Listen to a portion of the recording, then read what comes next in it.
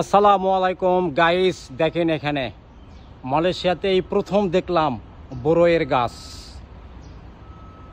আমাদের বাংলাদেশে দেখছি যে বড়ই বছরে একবার ধরে, আর মালয়েশিয়াতে দেখেন কিছু কিছু জায়গায় মানে মুকুট আসছে, আবার কিছু কিছু জায়গায় বড়ই বড় হয়ে গেছে, মানে 12 মাসা বড়ই। এখানকার লোকদের কাছ থেকে আমি জানলাম, ওনারা বলতেছে যে এক ডালে পাকতাছে। ওই যে দেখেন, একটু ঝুম করে যদি দেখায়, তাহলে দেখতে পাবেন ওই যে বড়ই ধরে রয়েছে। ওই যে প্রিয় দর্শক দেখেন, তো কার কার এলাকায় কি নামে ডাকে একটু প্লিজ কমেন্ট করে জানাবেন। আমার আঞ্চলিক ভাষায় বলে বড়ই গাছ। হ্যাঁ, ঠিক আছে।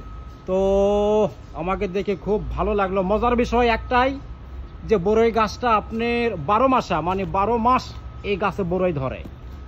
আর বাংলাদেশে দেখছি যে বছরে একবার ধরে বড়ই। তো এটাই হচ্ছে মজার বিষয়।